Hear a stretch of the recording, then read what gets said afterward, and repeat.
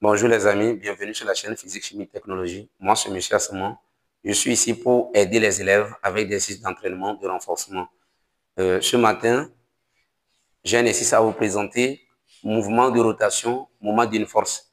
Comment utiliser le moment d'une force pour déterminer donc l'intensité lorsque nous sommes en mouvement de rotation. Donc, c'est l'exercice ça.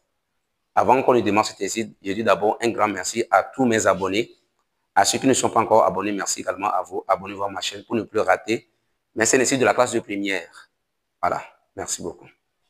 Nous allons donc démarrer avec notre exercice. Une règle de masse négligeable est mobile autour d'un axe delta horizontal passant par O. Elle est maintenue en équilibre par trois forces situées dans un plan vertical à l'axe delta. On donne OA égale 20 cm, OB 30 cm, OC égale 40 cm. Numéro 1, énoncer les conditions d'équilibre d'un solide mobile autour d'un axe. 2. Calculer le mouvement de la force F3, en déduire l'intensité de F3. 3. Déterminer les caractéristiques de la réaction R de l'axe delta. Sur la règle, on pourra calculer les projections de R sur deux axes convenablement choisis. 4. En déduire la mesure, entre parenthèses, intensité de la réaction R et de l'angle alpha OCR. On donne F1 égale 170 newtons, F2 égale 300 newtons. Voilà, on dit énoncer de la condition d'équilibre d'un solide en rotation. Donc on va énoncer ça, c'est simple. Un solide, on va écrire ça. Un solide est en équilibre de rotation,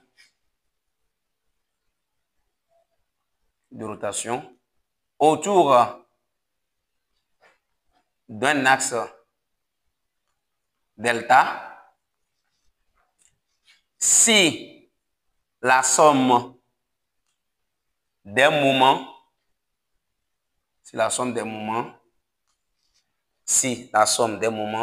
des forces extérieures qui s'exercent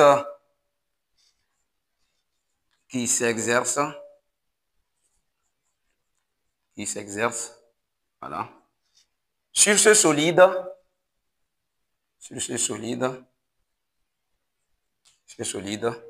est nul. Voilà, c'est ça. Maintenant, on va résumer donc ce théorème, c'est ça qu'on appelle théorème des moments en même temps, par une formule mathématique. C'est-à-dire somme des moments des forces extérieures par rapport à l'axe delta est égal à 0. Mais n'oubliez pas encore, il y a une deuxième condition nécessaire et suffisante. Il faut aussi dire que quoi? La somme des forces extérieures, ça on appelle le principe d'inertie, est égal à vecteur nul. Les deux conditions sont très importantes pour faire la suite de notre travail. Somme de moments, c'est ça, on a énoncé théorème des moments. Il faut ajouter aussi cette condition.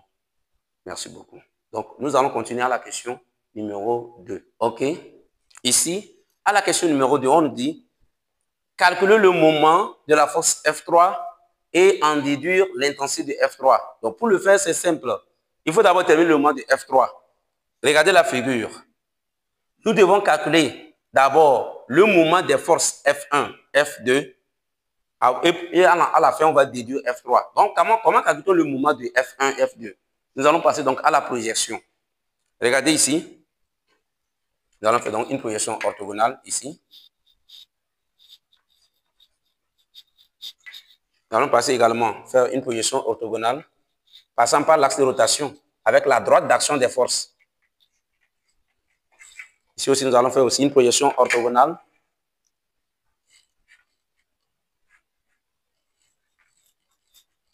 Voilà. Regardez. Nous avons 120 degrés ici. Donc, cet angle ici, ça fait 60 degrés. Voilà. Ici, la distance que vous voyez, pour calculer le moment d'une force, ça fait quoi? F fois D. D, c'est quoi? La distance, c'est quoi? D, c'est la distance qui sépare la droite d'action de la force F et l'axe de rotation, delta. Ici, c'est ça l'axe de rotation. C'est ça. On va noter ici D1. On va noter ici D2. On va noter ici aussi D3. Donc, pour nous faciliter le travail. Alors, mais avant de calculer le moment d'une force, il faut choisir d'abord le sens de rotation, puisque le moment a une valeur algébrique. Donc, je prends ici ce sens, étant comme, voilà, le sens positif de déplacement, de la rotation de la règle. Alors, nous allons regarder, on va aller pas à pas. On va déterminer le moment de F1. Le moment de F1 par rapport à l'axe delta est égal à quoi? Regardez la force F1. La force F1 fait dévier la règle dans le sens contraire. Donc, ça fait moins F1 fois D1. Voilà. Maintenant, calculons la distance D1. D1, revenons dans ce triangle. A, donc disons AO et un point quelconque ici. Donc, c'est le côté comment opposé à l'angle 60 degrés. Nous n'allons pas prendre 120. Il faut maintenant prendre le transposé de l'angle 120 ici. Donc, on va ramener ça à 160 degrés. Donc, ça va être 100 degrés qui va nous permettre de bien calculer la distance là. Donc, c'est ce qu'il faut faire ici. Voilà. Donc, on va faire quoi? Donc, pour trouver la distance D, il doit faire quoi? Ça fait sinus. Donc, on va faire OA sinus 60 degrés. Donc, ça fait moins F1 OA sinus 60 degrés. Nous allons passer donc à calculer. F1 par rapport à l'axe delta est égal à quoi? Moins F1. F1, c'est comme on nous a donné. 170 fois OA. Donc, il faut convertir 0,2. Maintenant, fois quoi? Donc, on va remplacer la valeur de quoi? Sinus 100 degrés. Donc, on aura quoi? Donc, sinus 100 degrés. Lorsque vous calculez donc la valeur de F1, le moment de F1 est égal à moins 29,44 Nm. Voilà. Maintenant, nous allons aussi calculer le moment de la force F2. Le moment de la force F2 par rapport à l'axe de rotation delta est égal. Également aussi, F2 tourne la règle dans le sens contraire. Sens contraire. Donc, là-bas aussi, ça fait moins F2 fois la distance D2. D2, c'est quoi? C'est la distance qui sépare la droite d'action de F et l'axe de rotation. C'est ça. Là-bas aussi, c'est le côté opposé à l'angle. Ça me donne quoi? Moins F2 fois quoi? Fois OB sinus 60 degrés. Voilà. Nous allons aussi passer à l'application numérique. Le moment de la force F2 par rapport à l'axe de rotation est égal. Moins F2, c'est combien? 300 nous a donné. Fois maintenant OB. OB, on nous a donné 30. On convertit ça en mètres, ça fait 0,3. Fois maintenant sinus 60 degrés. Lorsque vous calculez donc la valeur, vous obtenez donc moins 117,44 Nm. Voilà. C'est ça. Vous obtenez donc, non, ici, c'est, lorsque vous calculez, c'est 94. OK, on est ensemble. Ici, maintenant, on va déduire le moment de la force F3. C'est ça d'abord, le moment de la force F3. Alors, nous savons que la somme des moments des forces est égale à 0. Alors que nous avons combien de forces? 3 forces qui s'appliquent sur la règle. Alors, je vais dire quoi? Moment de la force F3 par rapport à delta, plus moment de la force F1 par rapport à l'axe delta, plus moment de la force F2 par rapport à l'axe delta est égal à 0. Donc, avec ce théorème des moments, on peut déduire le moment de F3 sans souci. Parce qu'on a déjà calculé les deux là. Alors, moment de la force F3 est égal à quoi? Moins, entre parenthèses, moment de la force F1 par rapport à l'axe delta, plus moment de la force F2 par rapport à l'axe delta. OK, nous allons passer à l'application numérique. Moment de la force F3 par rapport à l'axe delta est égal à moins, entre parenthèses, 117,94 moins 29,44. Lorsque vous calculez donc le moment de la force F3 par rapport à l'axe delta, on obtient donc 107,38 Nm. Mais après avoir déterminé, donc la question nous demande de déterminer le moment, on nous demande de calculer l'intensité de F. Donc on va dire quoi? Intensité de la force, intensité de F. Donc de la force F. OK. Alors, nous allons aussi appliquer la même formule pour trouver, parce qu'on connaît déjà le moment. Nous connaissons la relation qui est le moment et la force F. Alors, le moment de la force F3 par rapport à l'axe de rotation est égal à quoi? Regardez, la force F3 fait tourner la règle dans le même sens. Alors, son moment est positif. Donc, ça fait F3 fois D3. D3, c'est quoi? C'est la distance qui sépare la droite d'action de la force. La droite d'action, c'est ça, la force F3 par rapport à l'axe de rotation. Donc, c'est ça, 2, 3. Et sur le côté opposé à l'angle 60 degrés, on applique quoi? Sinus. Sinus 60 degrés égale à quoi? Côté opposé sur l'hypoténuse qui est OC. Alors, ça fait quoi? F3 fois quoi? OC sinus 60 degrés. Alors, donc, à partir de cette relation, nous allons donc tirer F3. C'est l'intensité que nous voulons. F3 égale à quoi? Moment de la force F3 par rapport à delta sur OC sinus 60 degrés. Nous allons donc passer à l'application numérique. Nous connaissons déjà la valeur de ceci. On va remplacer. Donc, ça fait 107,38 divisé par OC. Combien on nous a donné? 40. Il faut ramener ça en mètres. 0,4 fois maintenant, sinus combien? 60 degrés. Donc, lorsque vous calculez, vous obtenez donc 310 newtons. Voilà. Donc, nous allons passer aussi à la question numéro 3 de notre exercice. Nous allons donc passer à la question numéro 3. Déterminer les caractéristiques de la réaction R de l'axe delta sur la règle. On pourra calculer les projections de R sur deux axes convenablement choisis. 4. En déduire la mesure de la réaction R et de l'angle alpha OC/OR.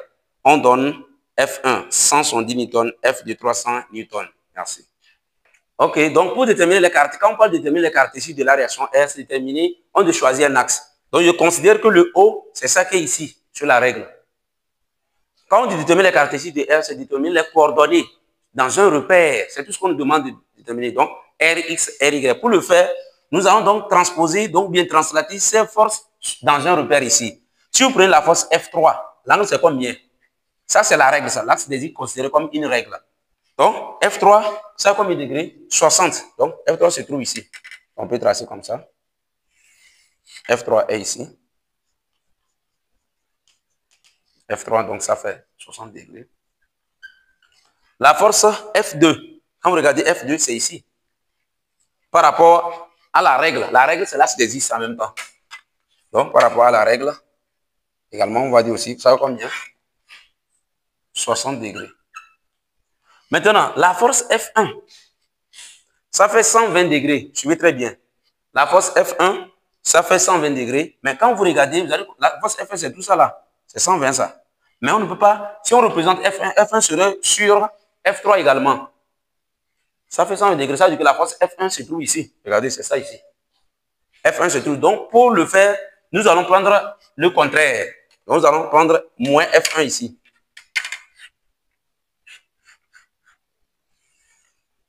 Donc, nous allons translater ça du sens. Donc, ça veut dire qu'on va mettre quoi? Moins F1 en même temps. Donc, et l'angle qu'on va utiliser ici, c'est 60 degrés aussi également. On va prendre moins. Voilà. Parce que le sens, pourquoi on a changé de sens? Le sens de F1, c'est ça. Mais on a pris ceci. On va prendre moins pour nous faciliter donc le travail. Alors, nous allons dire à l'équilibre. À l'équilibre, quelles sont les forces? R plus F1 plus F2 plus F3 égale vecteur nul. Alors, les coordonnées que nous voulons, on aura Rx plus F1x plus F2x plus F3x égale 0. Ry plus F1y plus F2y plus F3y est égal à 0 également. Donc, nous voulons dans cette relation, dans cette condition d'équilibre, c'est pour déterminer Rx et Ry. Allons chercher Fx, F2x, F3x et les autres aussi. Alors, on va en même temps, regardez ici. F1x, nous avons la force F1 ici. Ça c'est F1, ça c'est F2. Voilà. On fait une projection orthogonale. Vous avez ici F1x. Projection orthogonale ici, vous avez quoi? F1y. F1x c'est ici. On applique, c'est le côté adjacent à l'angle. Cosinus. Donc cosinus côté adjacent sur l'hypoténuse qui est quoi? F1 en même temps. Donc Fx égale à quoi? Ça fait moins F1 fois cosinus 60. C'est tout. C'est la mathématique ici. Alors, Rx, maintenant, si vous prenez F1, donc ça fait moins F1 cosinus 60 degrés. Maintenant, on va prendre F2. Si c'est F2, projection orthogonale ici, ça fait F de X. Ça aussi, c'est le côté adjacent à l'angle. Donc, on a plus cosinus côté opposé, pardon, cosinus côté adjacent sur l'hypoténuse. Donc, ça veut dire que pour trouver F de X, on doit faire quoi? F2 fois cosinus 60. Mais c'est dans la partie négative. Puisque regardez, là c'est positif, positif, donc partie négative. Donc, ça fait moins également. Moins F2 cosinus 60 degrés. Maintenant, on va, au niveau de F3, on va aussi faire une projection. Ici, vous avez F3x également. F3x, c'est ça. C'est la distance là que nous cherchons. C'est aussi le côté quoi? C'est aussi le côté adjacent à l'angle. On n'a plus cosinus. Donc, et c'est dans la partie négative également. Donc, F3x égale à quoi? Ça fait moins F3 cosinus 60. Moins F3 cosinus 60 degrés. Égale quoi? 0. On va déduire en même temps. Rx égale à quoi? F1 cosinus 60 degrés. On peut mettre cosinus 60 degrés en facteur, c'est mieux comme ça. Donc on va faire, ça fait F1 plus F2 plus F3 fois quoi? Cosinus 60 degrés. Donc nous allons donc remplacer, calculer en même temps les valeurs. On obtient quoi? Vous avez 310 plus 177 plus 300 fois cosinus 60 degrés. Donc lorsque vous calculez Rx, vous obtenez donc une valeur qui est comment? X égale à moins 390 newtons. Voilà. Maintenant, on va entamer aussi pour Y. Alors, RY, maintenant, pour Y, F1Y, c'est ça. On veut ça là. Donc, c'est ça. C'est sinus. Donc, ça fait moins F1 sinus 60 degrés. Maintenant, on va chercher aussi ceci. C'est le côté là. Donc, ce côté opposé. Sinus aussi également. Mais c'est dans la partie positive. Donc, ça fait quoi? Plus F2 sinus 60 degrés. Maintenant, au niveau de F3, on fait une projection orthogonale aussi, c'est ça. Mais dans la partie négative. Et c'est le côté opposé à l'angle. Donc, ce côté-là, c'est ça ici. C'est ça, vous voyez ici. C'est ça encore ici. Donc, ça fait sinus également. Moins F3 sinus 60 degrés égale 0. On va donc, RY égale à quoi finalement? RY, donc on va tirer. Ça fait, donc lorsque vous ramenez ça là, on obtient quoi? Ça fait F3 plus F1 moins F2. Moins F de quoi? Sinus 60 degrés. Donc, lorsque vous calculez, en fait, donc ça fait une valeur positive, ce n'est pas un problème, c'est une valeur positive. Ici aussi, vous calculez RY. Donc, vous aurez donc calculé la valeur, vous obtenez maintenant donc 156 newtons, lorsque vous calculez ça. Donc, nous allons entamer à la question numéro 4. OK.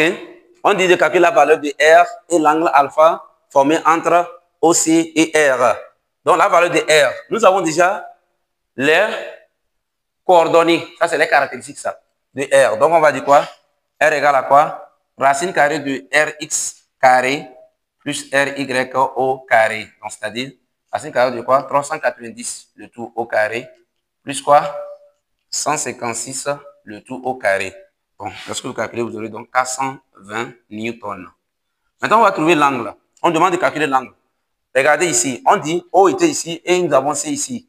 Mais quel est l'angle formé par, disons, la réaction, on va dire la réaction R de l'axe par rapport, donc l'angle là, noté alpha. On va mettre ça comme ça. Donc, pour trouver ça, nous connaissons déjà les coordonnées de R. Rx et Ry. On applique tangente. Puisque si vous voulez faire la projection entre la projection, vous aurez ici. Ici, c'est Rx. Ici, c'est quoi? C'est Ry ici. Alors, Ry, c'est ça. Ry, c'est ça. Donc, si c'est l'angle alpha, nous cherchons ici. On applique tangente égale à quoi? Côté opposé sur côté adjacent. Voilà. Donc, finalement, on va dire tangente alpha est égal à Ry sur Rx. Ce qui implique alpha égale à quoi? Tangente moins 1 de quoi? De quoi? De Ry sur Rx. Nous allons donc remplacer tangente alpha, tangente moins 1 égale à quoi? Donc, RY, c'est combien on a trouvé? C'est 156. 156, voilà, c'est ça notre RY. On a ça ici, divisé par 390. Donc, votre alpha, ça fait 21,8 degrés. Voilà. Nous sommes donc arrivés à la fin de notre exercice. Merci beaucoup. Reprenez cet exercice pour vous renforcer. Abonnez-vous à ma chaîne. Merci.